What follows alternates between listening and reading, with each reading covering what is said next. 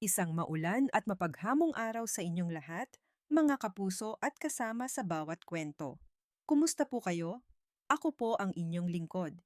At sa gitna ng anumang unos na ating pinagdadaanan, sana'y mahanap natin ang init at yakap ng isang magandang salaysay. Sabi nila, sa pinakamatinding dilim daw natin makikita ang tunay na liwanag.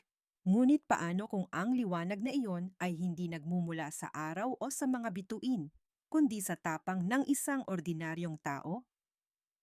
Halina't pakinggan natin ang unang kabanata ng ating kwento. Liwanag sa dilim, ang hagupit ng hangin ay parang mga kamay na gustong bumaklas sa bawat yero ng mga bubong sa barangay Silangan. Ang ulan ay hindi patak, kundi buhos, tila mga baldeng tubig na walang tigil na ibinubuhos mula sa nagngingit-ngit na kalangitan.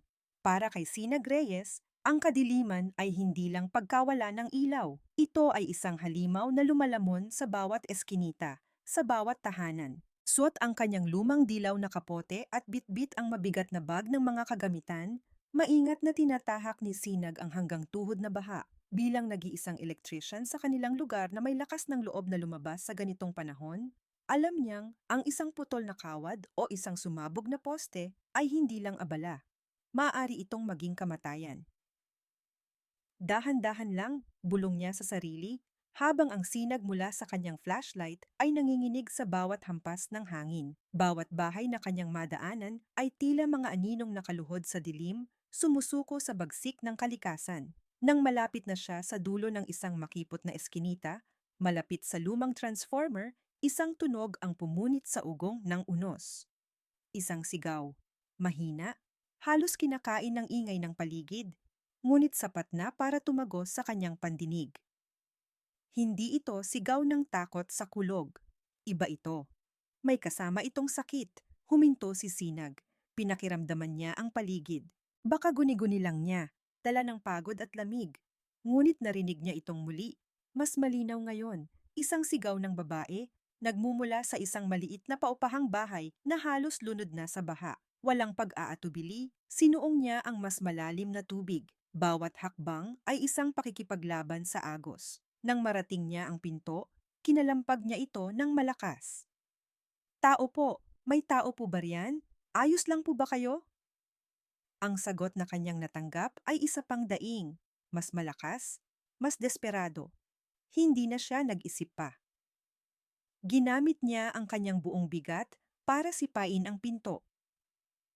Sa ikalawang subok, bumigay ang sira-sirang kahoy.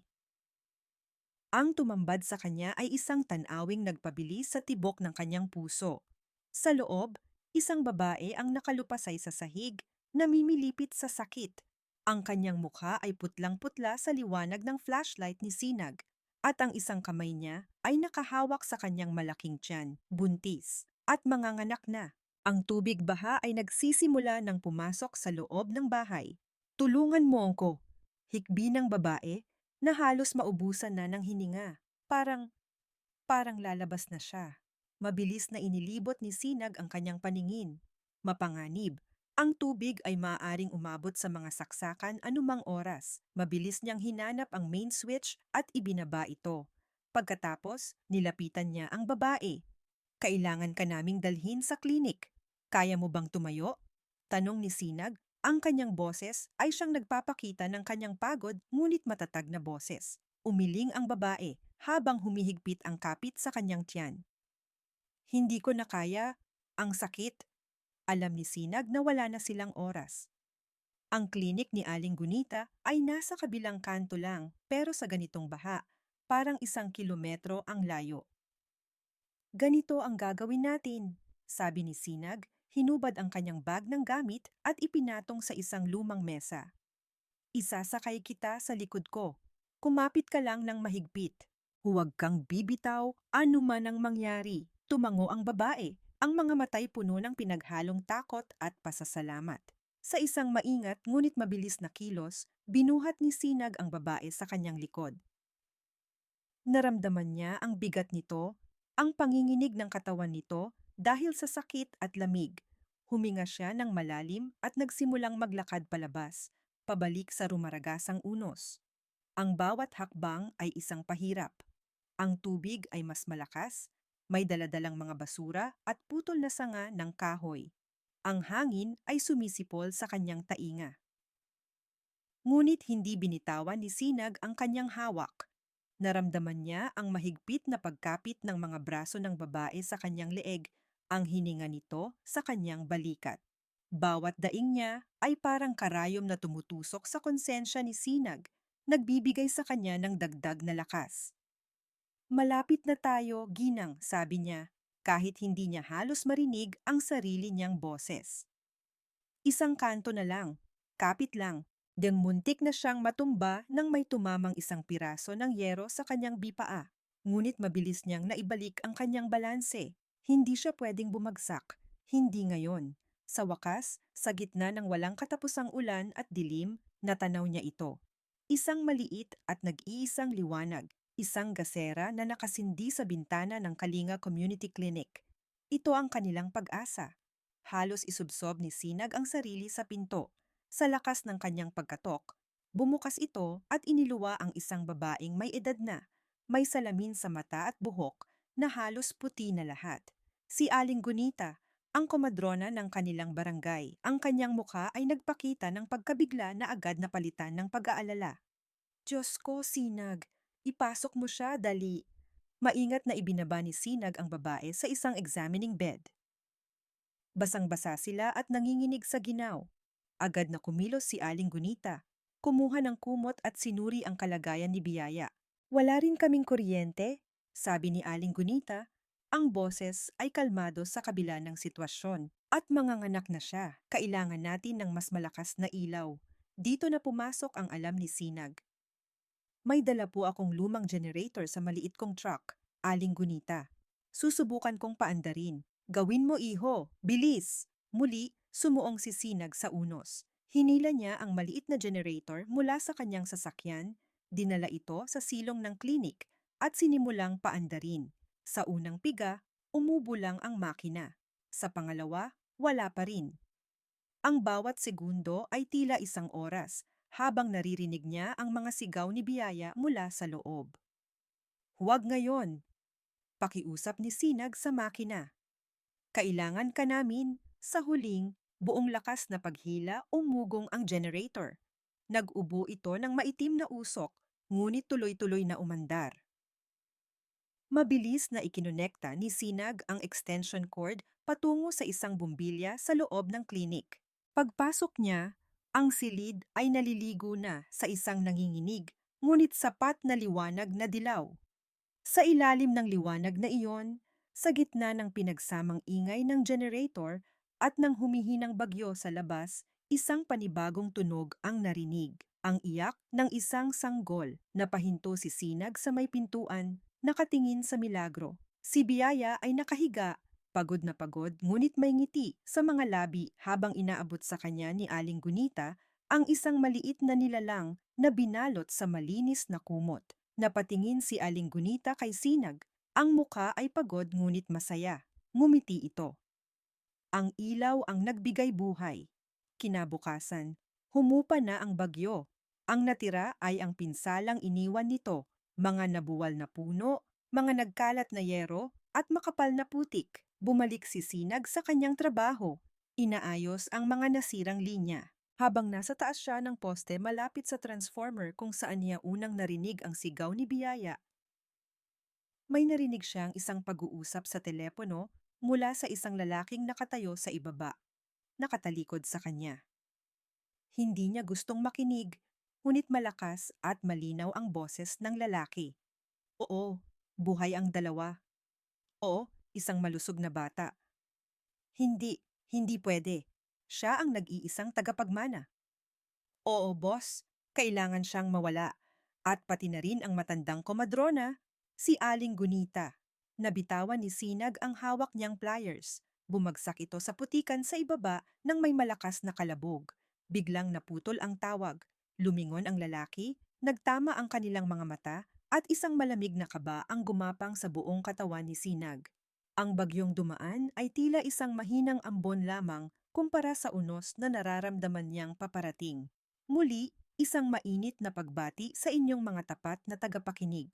Sa nakaraang kabanata, nasaksihan natin ang kabayanihan ni Sinag sa gitna ng unos, na nagligtas sa buhay ni Biyaya at ng kanyang sanggol. Ngunit sa paghupa ng bagyo, isang usapan ang kanyang narinig, isang usapang nagbabadya ng mas malaking panganib. Ano ang gagawin ng isang ordinaryong tao kapag ang anino ng kasamaan ay nagsimulang sumunod sa kanyang bawat hakbang? Ito ang ating aalamin sa pagpapatuloy ng liwanag sa dilim. Parang yelong bumara sa lalamunan ni Sinag ang mga salitang iyon. Tagapagmana, mawala. Aling gunita. Mabilis pa sa kidlat na umalis ang lalaki matapos magtama ang kanilang mga mata. Walang salita, sumakay lang ito sa isang itim na sasakyan na kanina pa pala nakaabang sa kanto at mabilis na pinaharurot paalis, nag-iwan ng putik na tumalsik sa poste kung nasaan si Sinag. Naiwan siyang tulala, nanginginig ang mga kamay. Guni-guni lang ba yon? Baka naman ibang tao ang pinag-uusapan? Sinubukan niyang kumbinsihin ang sarili. Isa lang siyang hamak na electrician. Bakit siya madadamay sa gulo ng iba? Pinulot niya ang nahulog na pliers, ngunit ang isip niya ay lumilipad. Habang naglalakad pa uwi, bawat anino ay tila may kasunod. Bawat sasakyang dumadaan ay tila nagmamasid. Ang pamilyar na daan ng barangay Silangan ay biglang naging dayuhan at mapanganib. Huwag kang makialam, Sinag, bulong niya sa sarili. Hindi mo to gulo. Ngunit ang imahe ng pagod pero masayang mukha ni Biyaya, ang unang iyak ng sanggol sa ilalim ng ilaw na siya mismo ang nagkabit. Hindi niya iyon maialis sa kanyang isipan. Kinahapunan, hindi na niya natiis. Nagdala siya ng isang supot ng mainit na pandesal at naglakad patungo sa klinik ni Aling Gunita. Kailangan niyang makita kung ayos lang sila. Kailangan niyang patunayan sa sarili na ang narinig niya ay isang malaking pagkakamali lang. Naabutan niya si Biyaya na mahimbing na natutulog, yakap ang kanyang munting anghel na pinangalanan niyang Alani. Si Aling Gunita naman ay nag-aayos ng mga gamit. Salamat ulit sa tulong mo kagabi, iho. Bati ng matanda. Kung hindi dahil sa'yo, hindi ko alam kung anong mangyayari sa mag-inang ito. Wala po yon, Aling Gunita. Kamusta na po siya? Tanong ni Sinag, ang tingin ay nasa mahimbing na si Biyaya. Bumuntong hininga ang matanda. Mabuti na ang katawan niya, pero ang puso niya wasak. Pinalayas siya ng pamilya ng asawa niya matapos itong mamatay sa isang aksidente. Lahat ng ari-arian, kinuha. Ang sabi, wala raw karapatan ang magiging anak nila. Noon nagising si Biyaya. Ngumiti siya nang makita si Sinag, isang matamis ngunit malungkot na ngiti. Sinag, mahina niyang sabi. Salamat. Naupo si Sinag sa isang silyang malapit sa kanya. Tahimik lang siyang nakinig. Pinapanood ang bawat emosyon na dumadaan sa mukha ni Biyaya. Ang pait, ang lungkot, at ang hindi mapapantayang lakas ng isang ina. Sa bawat kwento ng pagtataksil at kawalan ng hustisya, mas lalong bumibigat ang nararamdaman ni Sinag. Ang mga salitang narinig niya kanina ay nagsimulang magkaroon ng mas malinaw at mas nakakatakot na kahulugan. Habang nag-uusap sila, isang makintab at itim na van ang huminto sa tapat ng klinik. Bumaba ang dalawang lalaking naka-Amerikana na hindi nababagay sa maputik na kalye ng kanilang barangay. Pumasok sila sa klinik, ang mga mata ay agad na hinanap si Biyaya. Magandang hapon po, sabi ng isa, ang ngiti ay hindi abot sa kanyang mga mata. Kami po ay mula sa Salcedo Foundation. Nabalitaan po namin ang nangyari sa inyo at gusto sana naming mag-alok ng tulong. Naramdaman ni Sinag ang panunuyo ng kanyang lalamunan, Salcedo. Iyon ang apelyido ng yumaong asawa ni Biyaya. Tumayo si Aling Gunita, hinarangan ang mga lalaki. Hindi namin kailangan ng tulong ninyo. Makaaalis na kayo. Nagkibit balikat lang ang lalaki. Bago sila umalis, iniwan nila ang isang calling card sa mesa. Nakasulat dito, Datulacan, Montemayor. Pag-alis nila, ang pakiramdam sa loob ng klinik ay mas naging mabigat. Ang alok na tulong ay parang isang babala. Nang magpaalam si Sinag para umuwi, hinabol siya sa labas ng isang barangay tanod na kababata niya. Sinag pre, sabi nito, ang boses ay halos pabulong. Hinawakan nito ang kanyang balikat. Nakita ko yung mga dumating. Mag-ingat ka. May mga malalaking isda na lumalangoy sa maliit nating sapa. Pagkatapos ay mabilis itong umalis, na parang takot na may makakita sa kanila. Dala-dala ang bigat sa kanyang dibdib, binuksan ni Sinag ang pinto ng kanyang maliit na bahay. Isasara na sana niya ito nang mapansin niyang hindi ito nakalock. Kumabog ang kanyang puso. Sigurado siyang nilock niya ito bago siya umalis. Dahan-dahan siyang pumasok. Ang lahat ay nasa ayos. Walang nawawala, walang ginalaw. Huminga siya ng maluwag. Baka sa pagmamadali niya kanina ay nakalimutan lang niya. Pumunta siya sa kanyang munting lamesa kung saan siya nag-aayos ng mga sirang appliances. At doon, sa ibabaw ng isang lumang radyo, nakita niya ito. Isang maliit na ibon, patay. Maayos itong inilagay doon, ang mga pakpak ay nakatiklop. Walang dugo, walang senyales ng karahasan. Simpleng naroon lang ito. Isang tahimik na mensahe, isang anino na iniwan ng bagyo, mas madilim at mas nakakakilabot kaysa sa anumang unos na kanyang naranasan. Isang mapagpalang pagkakataon pumuli, mga kasama. Ang anino ay naiwan na ng bagyo. At sa katahimikan, mas malinaw nating naririnig ang mga bulong. Mga bulong ng takot, ng panunukso, at ng isang desisyon na babago sa lahat. Hanggang saan ang kayang isakripisyo para sa kapayapaan? At ano ang tunay na presyo ng pananahimik? Sabay-sabay nating tuklasin sa ikatlong kabanata ng Liwanag sa Dilim. Ang katahimikan sa loob ng klinik ay isang biyaya para kay biyaya. Sa bawat paghinga ng kanyang munting alani, sa bawat tibok ng munti nitong puso na nararamdaman niya sa kanyang dibdib, doon siya humuhugot ng lakas. Ngunit ang katahimikan sa labas ay ibang uri. Ito'y mabigat, mapanuri, at puno ng mga matang hindi niya nakikita. Nagsimula ito sa mga tingin. Si Aling Pacing ang may-ari ng tindahan sa kanto na dati laging nag-aalok sa kanya ng libreng kape ay dumaan sa klinik.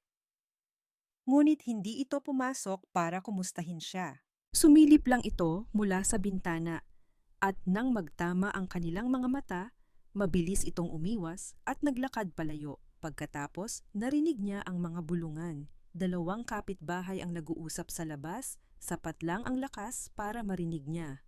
Kawawa naman pero ang hirap ng buhay ngayon, sabi ng isa. Narinig ko may malaking tulong daw na ibibigay sa kung sino mang, alam mo na, makapagbigay ng impormasyon. Ang salitang impormasyon ay tila isang ahas na gumapang sa sahig at pumulupot sa kanyang mga paa. Niyakap niya si Alani ng mas mahigpit. Dito, sa maliit na silid na ito, sila'y ligtas. Ngunit hanggang kailan, ang mga taong dati niyang nginingitian ay nagiging mga anino at ang komunidad na dapat sanay kanyang kanlungan ay unti-unting nagiging isang kulungan ng takot. Hapon na nang dumating si Sinag. Hindi na ito ang lalaking may tapang na sumuong sa baha. Ang Sinag na pumasok sa klinik ay balisa, ang mga mata ay malalim, tila may pasan-pasang bigat na hindi niya kayang ibaba. Nag-usap sila ni Aling Gunita sa labas. Hindi man niya marinig ang pinag-uusapan, kitang-kita niya ang pag-iling at takot sa muka ng matandang komadrona. Nang pumasok si Sinag sa kanyang silid, mag-isa na lang ito. Umupo siya sa silyang katapat niya, hindi nagsasalita. Tinitingnan lang niya ang kanyang mga kamay na magaspang at kalyo sa pagtatrabaho, mga kamay na nagligtas sa buhay nilang mag-ina. Ngunit ngayon, ang mga kamay na iyon ay nakakuyom, tila nakikipagbuno sa isang desisyon. Naintindihan ni Biyaya. Naintindihan niya ang katahimikan ni Sinag, ang takot, ang pag-aalinlangan. Sino ba naman siya para hilingin sa isang estranghero na isugal ang buhay nito para sa kanila? Sa wakas, tinipon ni Biyaya ang lahat ng natitira niyang lakas. Tiningnan niya si Sinag, hindi bilang isang biktima na humihingi ng tulong, kundi bilang isang ina na nakikiusap. Sinag, panimula niya, ang boses ay mahina ngunit buo. Alam ko, Alam kong natatakot ka at naiintindihan ko. May sarili ka ring buhay. Hindi mo responsibilidad ang gulo na ito. Hindi kumibo si Sinag, ngunit nakita niya ang pagbabago sa mga mata nito. Nakikinig ito. Huminga ng malalim si Biyaya, pinipigilan ang mga luhang nagbabadyang tumulo. Hindi ko hinihiling na iligtas mo kami. Pagpapatuloy niya, ang bawat salita ay may bigat. Ang hiling ko lang, kung may mangyari sa akin, tulungan mong makapag-aral ang anak ko. Kahit yun lang, ipunin mo ang kwento ko. Ibigay mo sa kanya paglaki niya para malaman niya na hindi siya isang pagkakamali. Para malaman niyang may karapatan siya sa mundong ito.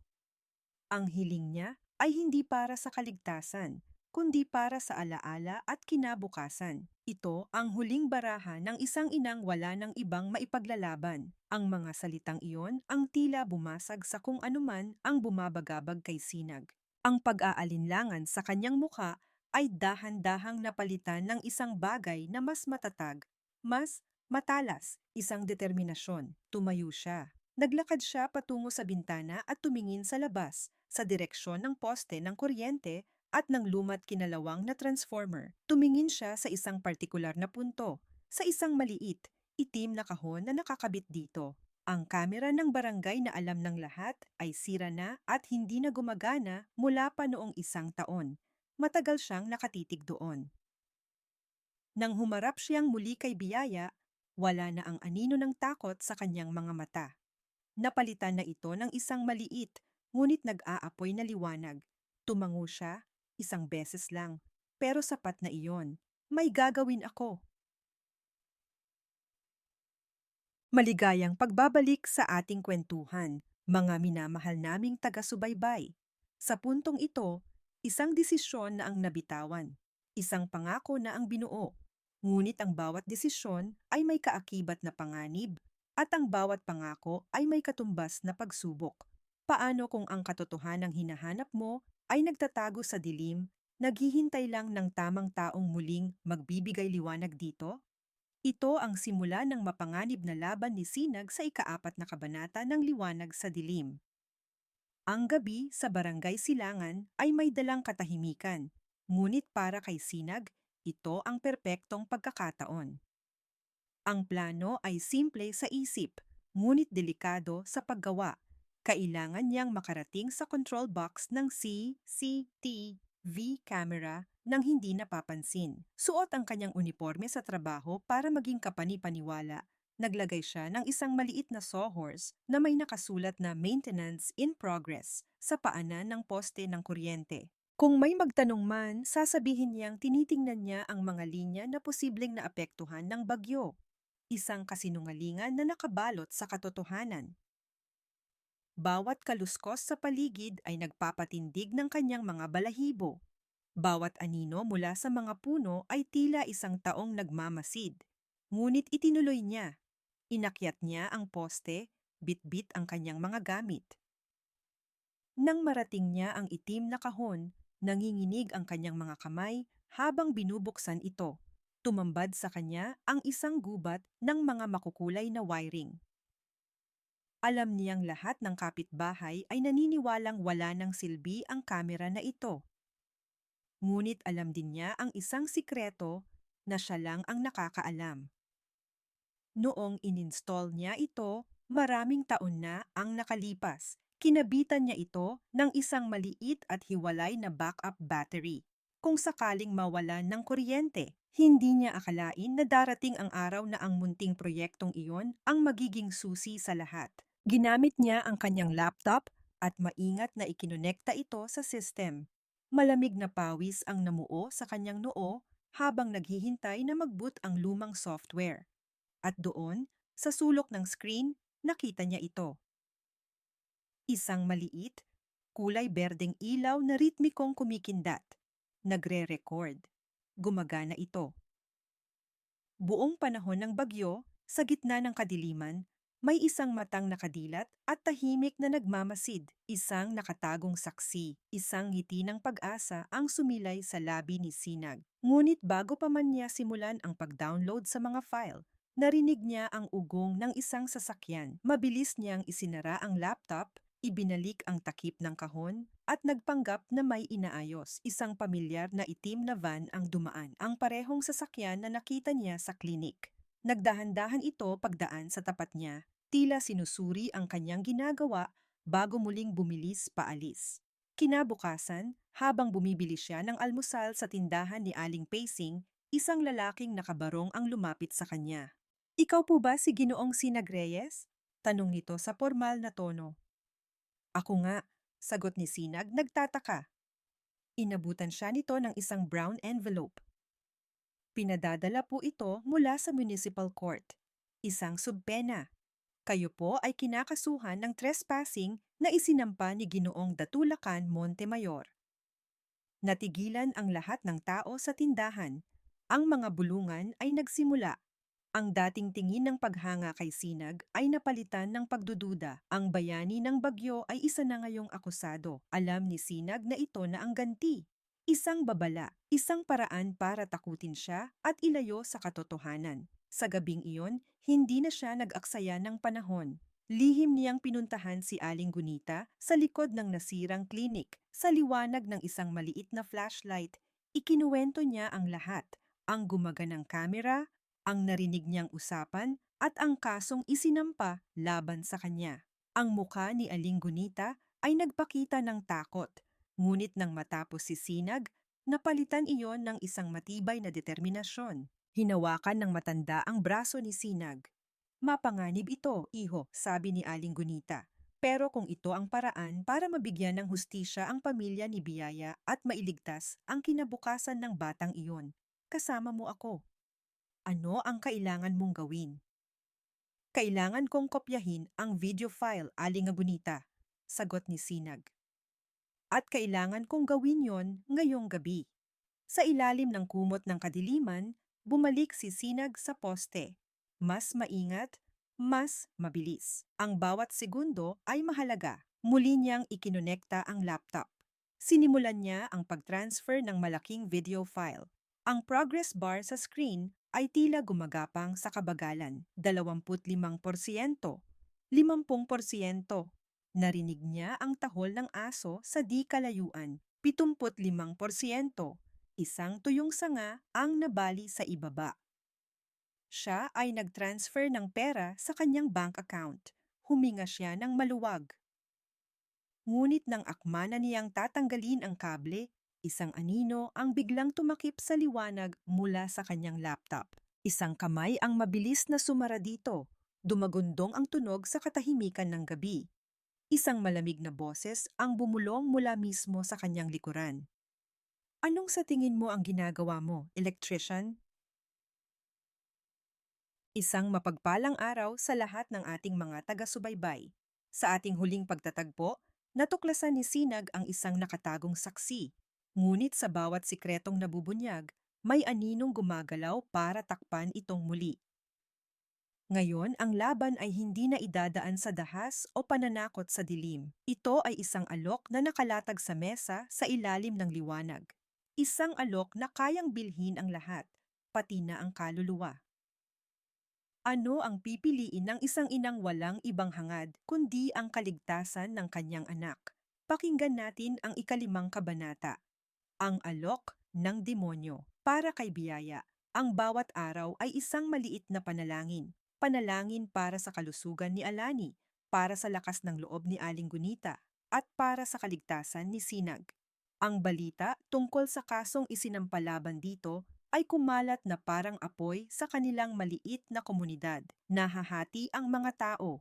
Ang ilan ay naniniwala sa kabutihan ni Sinag, ngunit mas marami ang natatakot sa pangalang Datulacan Montemayor. Isang umaga, habang pinapatulog niya si Alani, isang eleganteng lalaki na naka-Amerikana ang pumasok sa klinik. Hindi ito mukhang taga-barangay Silangan. Ang sapatos nito ay makintab kahit maputik ang daan, at ang amoy ng pabango nito ay tila sumasakop sa buong silid. Nagpakilala ito bilang abogado ni Datu Lacan. Umupo ito sa tapat ni Biyaya, ngumiti ng propesyonal at naglatag ng isang folder sa mesa.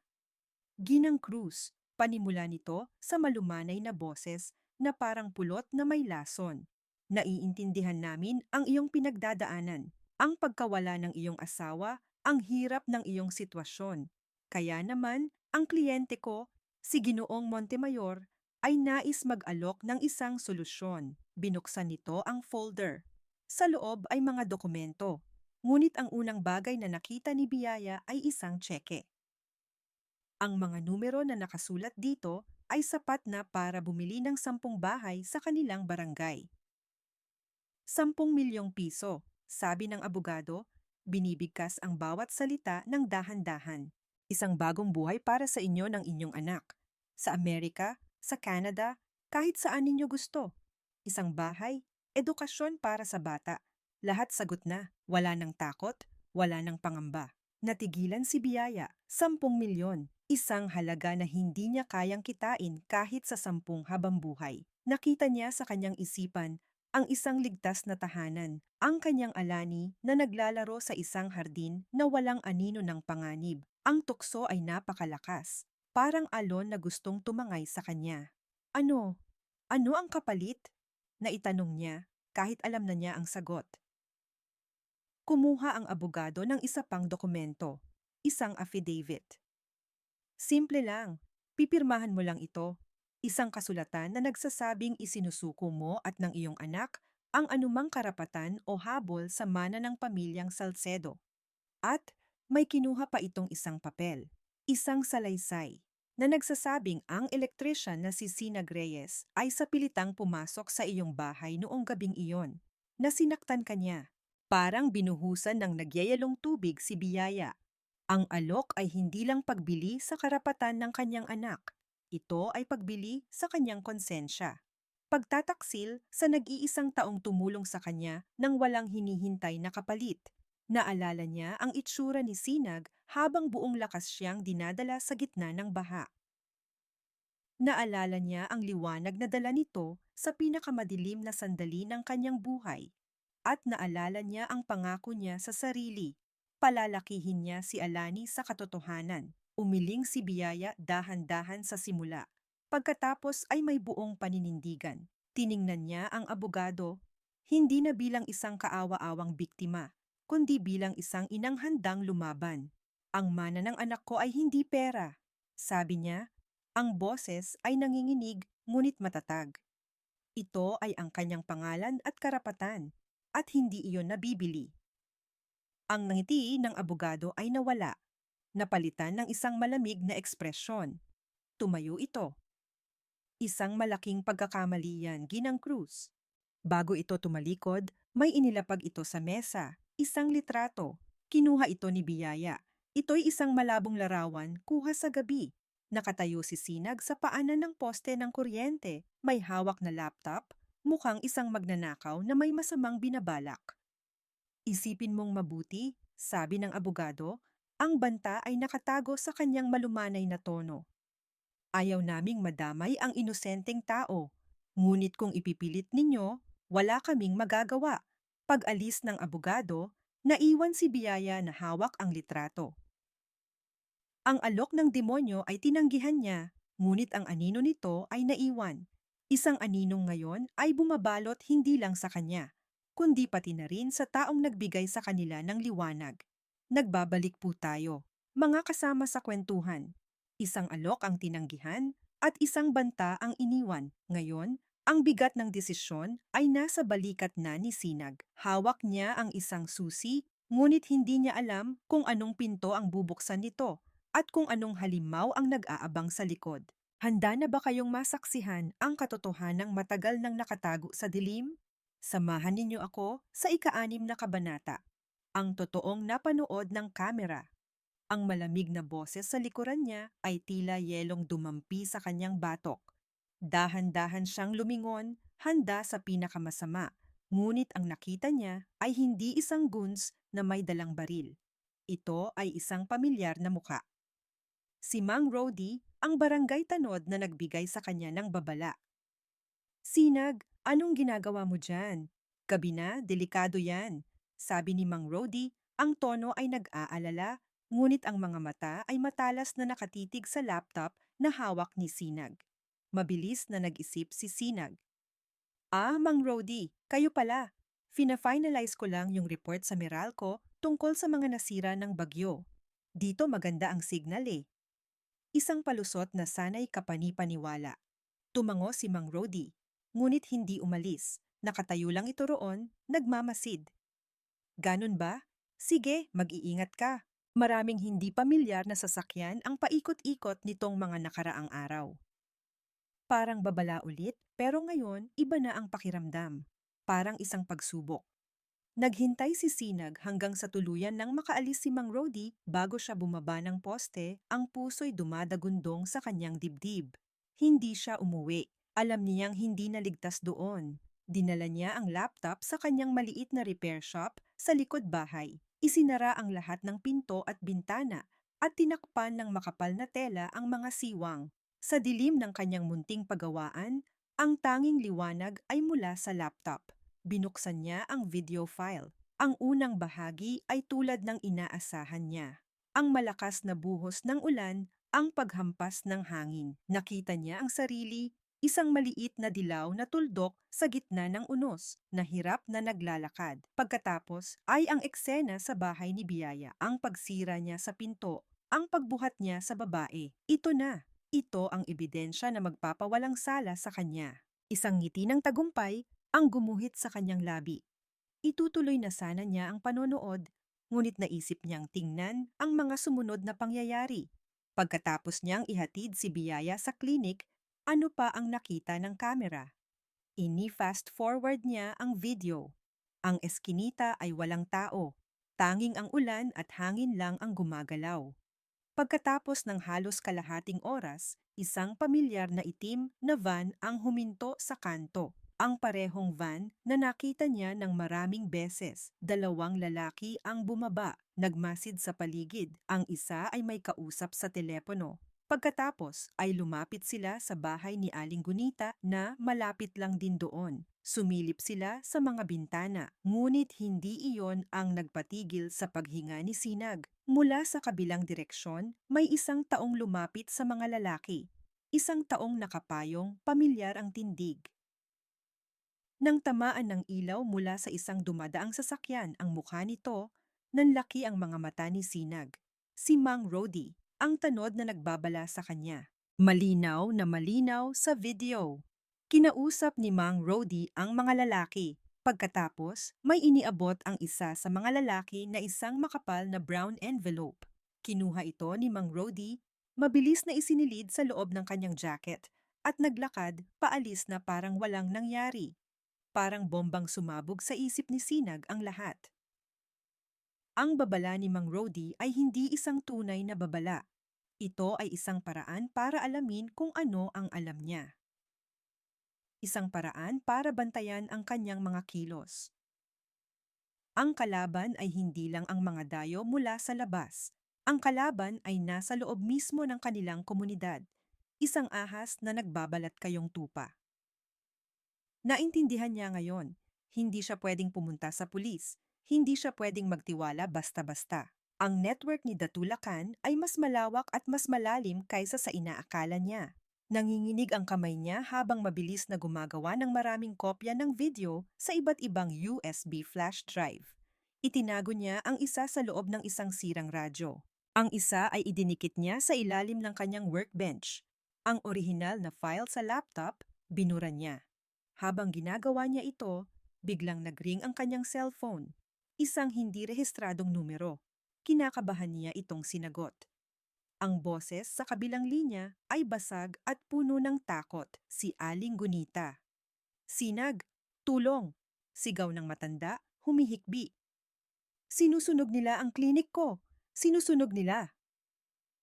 Sa likuran ng kanyang boses, narinig ni Sinag ang nakakabinging tunog ng naglalagablab na apoy at ang sigawan ng mga tao. Ang laro ay biglang nagbago. Hindi na ito laban ng mga anino. Nagsimula na ang apoy. Isang pagbati sa inyong patuloy na pakikinig. Dumating na tayo sa punto kung saan ang kalaban ay hindi na naglalaro sa dilim. Ipinakita na nito ang kanyang mukha. Isang mukhang walang awa at handang sunugin ang lahat para makuha ang gusto. Kapag ang isang tao ay sinukol na sa pader at wala nang matakbuhan, dalawa lang ang maaari niyang gawin. Sumuko o lumaban hanggang sa huling hininga. Alin ang pipiliin nila? Ito ang ating tutuklasin sa ikapitong kabanata. Sinukol. The drone fades, replaced by the chaotic sounds of a fire, crackling flames, shouting people, and a distant fire truck siren. Kabanata 7. Sinukol POV. Sinag Reyes. Pagkarating ni Sinag sa Kalinga Clinic, ang tumambad sa kanya ay impyerno. Nilalamon ng nagngangalit na apoy ang maliit na gusali. Ang orange na liwanag ng apoy ay sumasayaw sa mga mukha ng mga kapitbahay na puno ng takot at pagkaawa, habang ang itim na usok ay tila mga kamay na umaabot sa kalangitan. Nakita niya si Aling Gunita, nakaluhod sa putikan, umiiyak habang pinapanood na maging abo ang pinaghirapan niya sa buong buhay niya. Hindi pera o gamit ang iniiyakan niya. Ang mga record, hikbi ng matanda ng alalayan siya ni Sinag. Ang record ng lahat ng batang ipinanganak ko, ang kasaysayan ng barangay, lahat nandoon. Kinabukasan, idineklara ng mga bumbero na faulty electrical wiring ang sanhi ng sunog. Isang kasinungalingan na parang sampal sa mukha ni Sinag. Alam niya kung gaano kaingat si Aling Gunita sa mga linya ng kuryente. Ito ay sinadya. Ito ay isang mensahe. Hindi pa man humuhupa ang usok mula sa klinik, dumating naman ang panibagong dagok. Dalawang lalaking naka-uniforme mula sa City Hall ang dumating sa kanyang maliit na repair shop. May dala silang mga papeles at isang malaking ngisi sa kanilang mga labi. Mr. Reyes, sabi ng isa habang inililibot ang tingin sa shop na puno ng mga sirang bentilador at TV. May natanggap kaming reklamo. Marami ka raw violations. Walang business permit, walang fire safety certificate. Pero maliit na shop lang to, katwiran ni Sinag. Alam niyo namang lahat ng ganito sa barangay ang batas ay batas, putol ng inspektor. Ikinandado nila ang pinto ng shop at nagdikit ng isang malaking papel dito. Closed by order of the city government. Lahat ay nangyari sa harap ng kanyang mga kapitbahay. Ang mga taong dati pumipila para magpaayos sa kanya ay ngayon nakatingin na lang. Ang ilan ay may awa sa kanilang mga mata, ngunit karamihan ay may takot. Ayaw madamay at iyon ang pinakamasakit sa lahat, ang makita ang komunidad na pinagsisilbihan niya na unti-unting tumatalikod sa kanya. POV, Biyaya Cruz. Mula sa bintana ng pansamantalang tinutuluyan niya, isang maliit na kwarto na ipinahiram ng isang malayong kamag-anak ni Aling Gunita. Kitang-kita ni Biyaya ang lahat. Nakita niya ang apoy kagabi. Narinig niya ang balita tungkol sa shop ni Sinag. Ang bawat dagok na tumatama kay Sinag at Aling Gunita ay parang isang suntok sa kanyang sikmura. Kasalanan niya ito. Kung hindi siya napadpad sa barangay Silangan, kung hindi siya tinulungan ni Sinag, sana'y payapa pa rin ang buhay ng lahat. Ang alok ng abogado ay bumalik sa kanyang isipan. Paulit-ulit na parang sirang plaka. 10 milyon. Isang bagong buhay. Wala nang takot. Hindi na ito tungkol sa pera. Ito ay tungkol sa pagtigil ng gulo. Kung tatanggapin niya ang alok at aalis, matatapos na ang lahat. Maliligtas niya sina Sinag at Aling Gunita. Sa kapahamakang siya ang nagdala. Ang pag-urong ay tila ang pinakamagiting na bagay na maaari niyang gawin. Gabi na nang dumating si Sinag. Ang damit niya ay marumi, ang muka ay pagod, at ang mga balikat ay tila pasan ang buong mundo.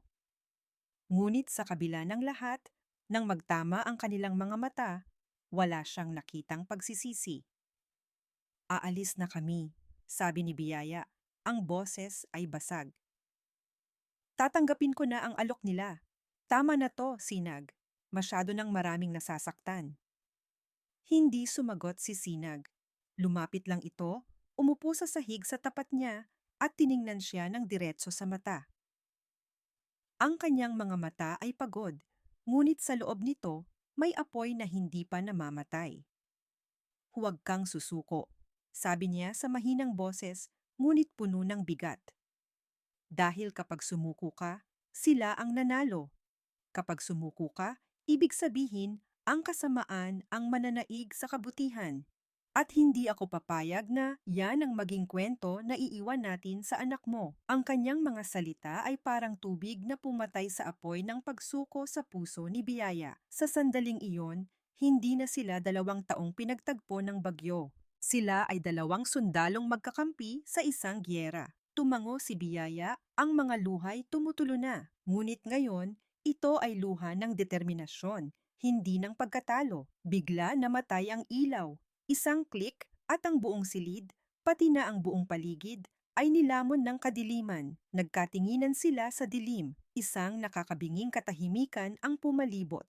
Pagkatapos, isang boses mula sa labas, malakas, autoritatibo, at pinalakas ng isang megaphone ang bumasag sa gabi. Sinag Reyes, lumabas ka na. Sumuko ka na. Pinalilibutan ka na namin. Isang gabi ng pagsubok sa ating lahat, mga kaibigan. Narating na natin ang sandali kung saan ang mga anino ay hindi na lamang nananakot. Sila na mismo ang kumakatok sa pinto. Ano ang gagawin mo kung ang mismong kadiliman ay pumasok na sa iyong tahanan at wala ka ng ibang makitang liwanag?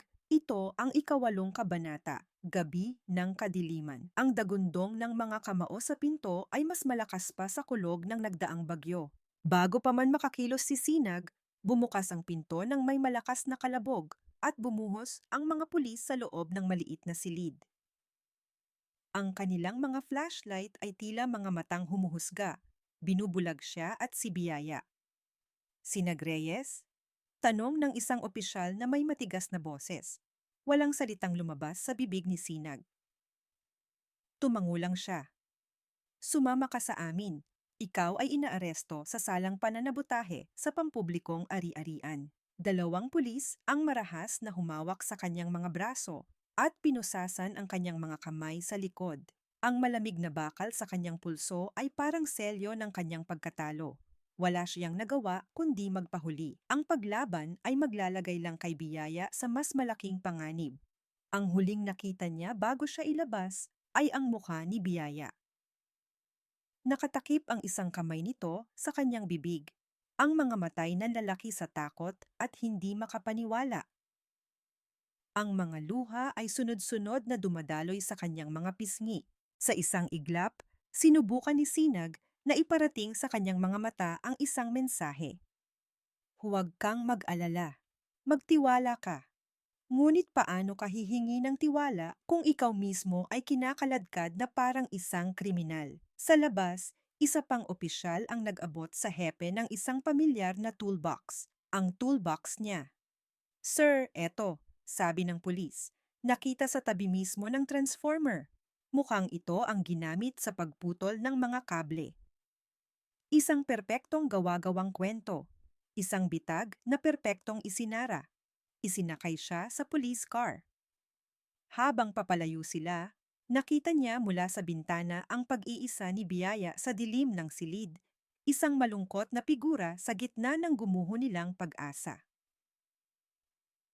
Sa isang marangyang opisina sa Maynila, umikot ang yelo sa loob ng isang baso ng mamahaling alak. Tumingin si Datulacan Montemayor sa mga ilaw ng syudad mula sa kanyang bintana. Tumunog ang kanyang telepono. Hello? Sagot niya. Nakinig siya sandali, at isang manipis na ngiti ang sumilay sa kanyang mga labi, isang ngiting hindi abot sa kanyang mga mata. Magaling, sabi niya bago ibaba ang tawag. Itinaas niya ang kanyang baso na parang may katoast sa dilim. Tagumpay.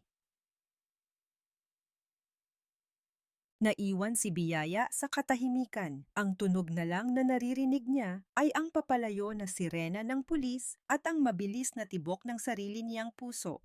Niyakap niya si Alani, na nagsimulang magising at umiyak, na tila nararamdaman ang takot at pighati ng kanyang ina. Nag-iisa na naman siya. Mas masahol pa ito kaysa noong pinalayas siya. Mas masakit pa ito kaysa sa gitna ng bagyo. Dahil noon, may dumating na liwanag. Ngayon ang liwanag mismo ang kinuha mula sa kanya At ang naiwan ay isang kadilimang walang katapusan. Gumuho ang lahat. Wala na si Sinag, wala na si Aling Gunita. Ang ebidensya, kung nakuha man niya, ay tiyak na nasa kamay na ng mga pulis. Sila na ang nanalo. Tapos na ang laban. Habang yakap niya ang kanyang umiiyak na anak sa gitna ng madilim at dayuhang silid, isang mahinang katok sa pinto ang nagpatigil sa kanyang paghinga. Hindi ito malakas na kalabog tulad ng sa mga pulis. Ito'y mahina, halos nag-aalangan. Sino yon? Mga tauhan ba ni Datulakan na bumalik para tapusin sila?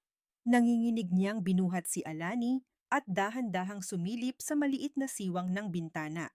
Sa labas, sa ilalim ng mahinang ilaw ng poste sa kabilang kalsada, isang babae ang nakatayo, basang-basa ng ambon. Mukha itong pagod at balisa, ngunit sa mga mata nito may determinasyon. Nag-aalangan si Biyaya kung bubuksan ba niya. Muling kumatok ang babae, mas mahina pa, at nagsalita ito, sapat lang ang lakas para marinig niya sa kabilang panig ng pinto. Ginang Cruz, ako si Lena. Pinadala ako ni Sinag. Magandang araw. Mga minamahal naming tagapakinig, sa kadiliman isang katok sa pinto.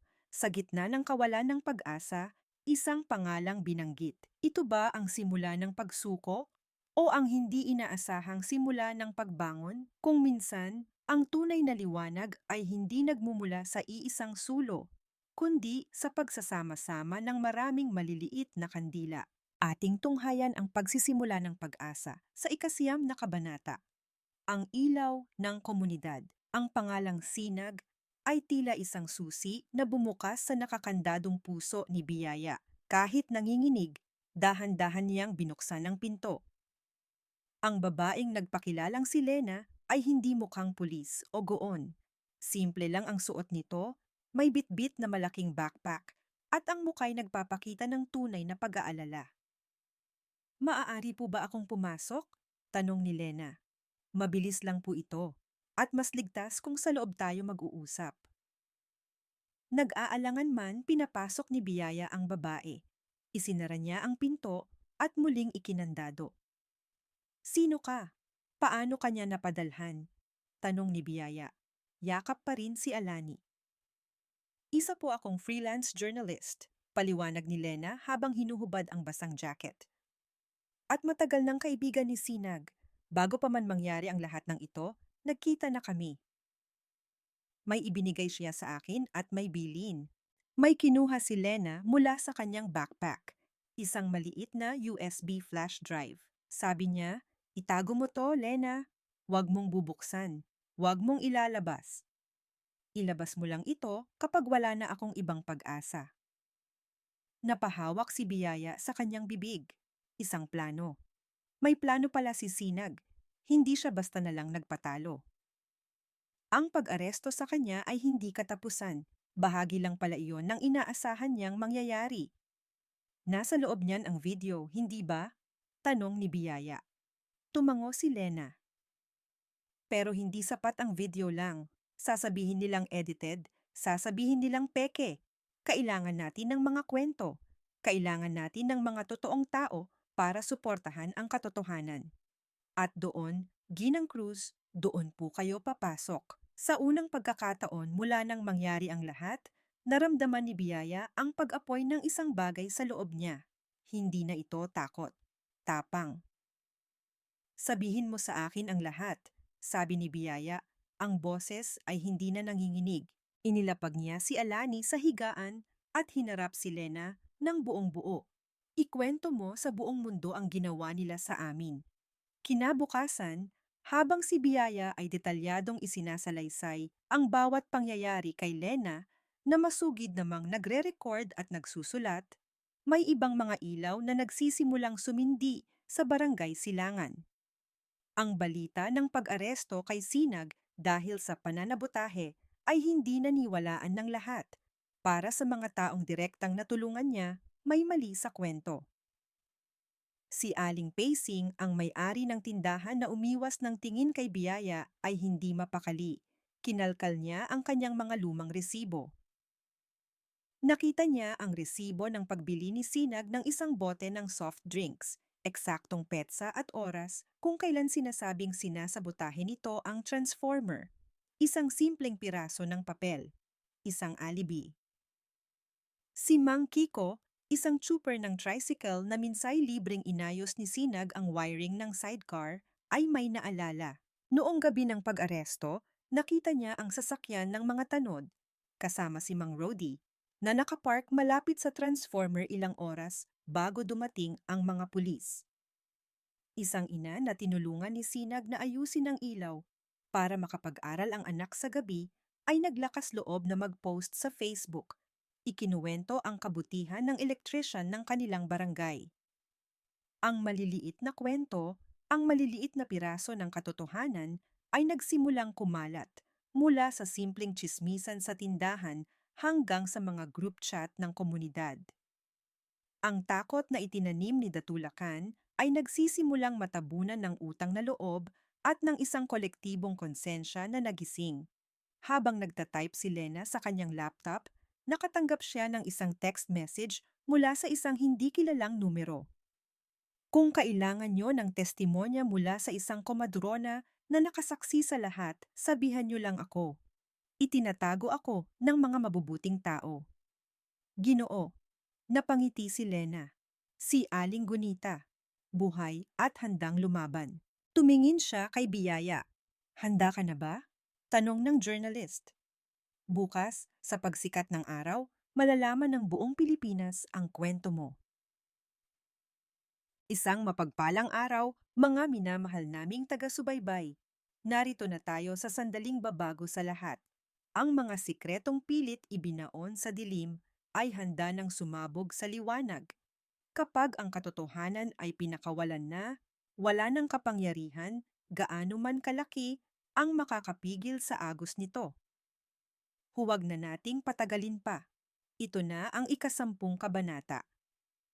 Ang paglabas ng katotohanan, 6:00 ng umaga. Nag-publish ang isang independent news website ng isang artikulo na may headline na Bayani o Biktima. Ang kwento ng isang electrician, isang byuda, at ang bilyonaryong gustong patahimikin sila. Ang artikulo na isinulat ni Lena ay detalyado, puno ng emosyon at armado ng mga katotohanan.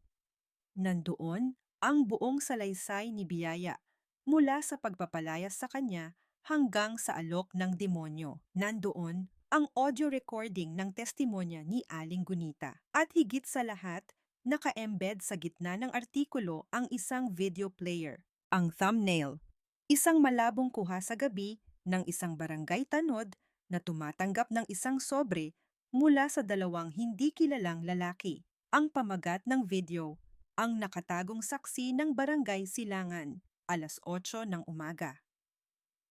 Ang hashtag na #Justice for Biyaya and Sinag ay nagsimulang umakyat sa trending list ng Twitter. Ang artikulo ay shinare na ng libu-libong tao sa Facebook.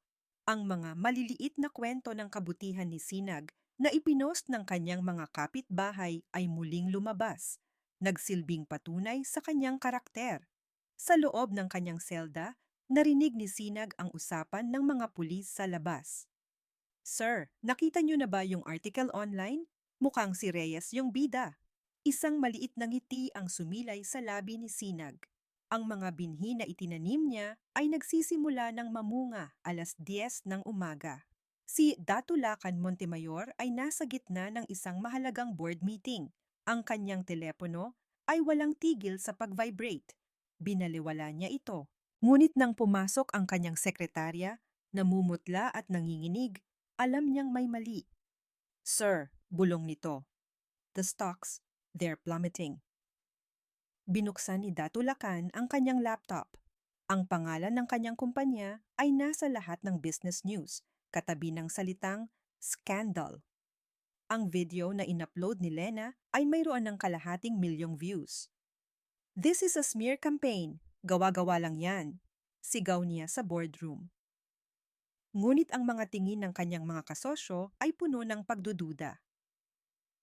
Ang tiwala na parang salamin ay nagsimulang magkalamat, 12:00 ng tanghali.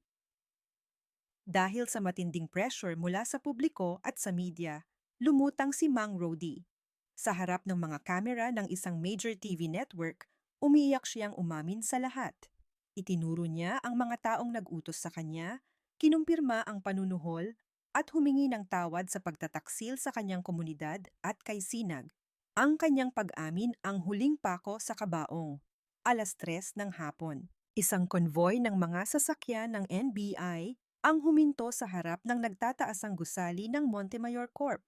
Sa gitna ng pagkagulat ng lahat, si Datulacan Montemayor ay inaresto sa salang obstruction of justice, grave coercion at attempted arson.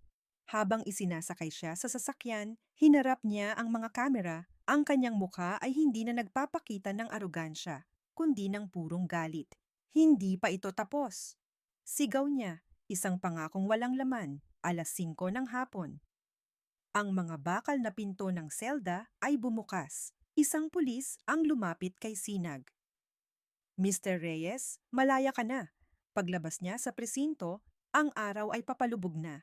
Nagpipinta ng kulay kahel sa kalangitan. Ngunit ang mas nagbigay liwanag sa kanyang paligid ay ang mga taong naghihintay sa kanya. Nandoon si Biyaya, karga si Alani, ang mga luha sa kanyang mata ay hindi na dahil sa pighati, kundi sa tagumpay. Nandoon si Aling Gunita, ligtas na. At nandoon ang kanyang mga kapitbahay, si Aling Pacing, si Mang Kiko, at marami pang iba. Sinalubong siya ng mga palakpak. Hindi sila nagtagumpay dahil sa isang video lang. Nagtagumpay sila dahil ang isang video ay sinuportahan ng daan-daang maliliit na ilaw ng katotohanan mula sa isang komunidad na nagpasyang hindi na manatili sa dilim. Lumipas ang 6 na buwan. Ang kaso laban kay Datulacan Montemayor ay umusad, kasama ng testimonya ng maraming tao at ng hindi matatawarang ebidensya na hatulan siya ng mahabang pagkakakulong. Ang kanyang imperyo na itinayo sa kasinungalingan at takot ay unti-unting gumuho. Nakuha ni Biyaya at ng kanyang anak na si Alani ang karapatan sa mana na tunay na para sa kanila. Ngunit sa halip na lumipat sa isang mansyon at mamuhay sa karangyaan, pinili niyang manatili sa barangay Silangan. Ang unang ginawa niya ay ang muling pagpapatayo ng nasunog na klinik. Ngunit ngayon, mas malaki na ito, mas moderno at mas kumpleto sa gamit. Sa harapan, isang simpleng karatula ang nakasabit, sentro ng pag-asa ni Aling Gunita. Si Aling Gunita pa rin ang namamahala dito, ngayon ay may kasama ng 2 batang nurse. Itinatag din ni Biyaya ang Silangan Scholarship Fund, isang programa para sa lahat ng batang gustong makapag-aral sa kanilang komunidad, pinopondohan ng bahagi ng mana ni Alani. Hindi niya hinayaang maging simbolo ng yaman ang pangalan ng kanyang anak, kundi simbolo ng pagkakataon, si Sinag. Nananatili siyang simpleng electrician ng barangay. Ibinalik sa kanya ang kanyang munting repair shop at bumalik din ang tiwala ng mga tao, mas matibay pa kaysa dati. Siya pa rin ang tinatawag kapag may pumundidong ilaw o may sirang bentilador. Isang hapon, sa paglubog ng araw, inakyat nilang dalawa ang isang maliit na burol sa likod ng barangay. Mula doon, tanaw nila ang buong komunidad. Tahimik nilang pinanood ang unti-unting pagkulimlim ng paligid. Salamat, Sinag. Basag ni Biyaya sa katahimikan. Hindi niya kailangang sabihin kung para saan. Alam na nila pareho. Ngumiti lang si Sinag. Lahat ng tao may kakayahang magbigay ng ilaw, biyaya. Minsan, kailangan lang nila ng isang taong magsisindi ng unang posporo. Habang nagdidilim, isa-isang sumindi ang mga ilaw sa mga poste sa ibaba. Mga ilaw na si Sinag mismo ang nag-alaga at nag-ayos. Ang mga tahanan ay nagkaroon ng liwanag, isa-isa, na parang mga bituin na bumaba mula sa langit. Tumingin si Sinag kay Biyaya, na ngayon ay nakatingin na rin sa kanya. Ang liwanag ng dapit hapon ay nagbibigay ng ginintuang kulay sa kanyang mukha. Wala nang bakas ng takot o pighati, tanging kapayapaan at pasasalamat na lang ang naroon.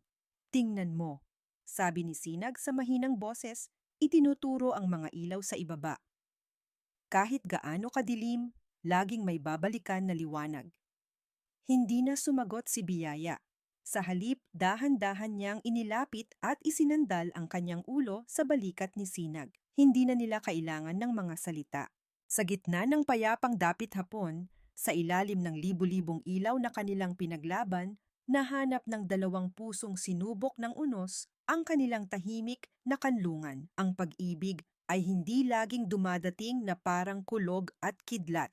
Minsan, ito ay dumarating na parang isang bumbilya, dahan-dahang sumisindi, tinataboy ang dilim at nagbibigay ng init na hindi na muling mamamatay. At dito po nagtatapos ang ating kwento. Ang kwento ni Nasinag at Biyaya ay nagtuturo sa atin na ang tunay na lakas ay hindi nasusukat sa yaman o kapangyarihan, kundi sa tibay ng paninindigan at sa tapang na tumayo para sa tama, kahit mag-isa ka pa sa simula. Ipinapaalala nito na sa bawat isa sa atin ay may kakayahang maging ilaw para sa iba. At kapag ang maliliit na ilaw na ito ay nagsama-sama, walang kadilimang hindi kayang talunin. Maraming salamat po sa inyong walang sawang pagsubaybay at pakikinig. Sana po ay may napulot kayong aral at inspirasyon sa kwentong ito. Ano pong masasabi ninyo sa paglalakbay ni Sinag at Biyaya? At anong uri ng kwento ang gusto ninyong marinig sa susunod? I-comment nyo lang po sa ibaba. Ang inyong mga saloobin ay napakahalaga po sa amin. Hindi dito nagtatapos ang ating paglalakbay. Marami pa pong kwentong kasing ganda at mas puno ng aral dito sa aming channel. Kung nagustuhan nyo ang kwentong ito, i-like, i-share sa pamilya at mga kaibigan, at mag-subscribe na rin para lagi kayong updated sa mga susunod pa naming kwento. I-click nyo ang notification bell para kayo ang unang makarinig kapag may bago kaming upload. Pagpalain po kayo ng Panginoon, kayo at ang inyong buong pamilya. Hanggang sa muli.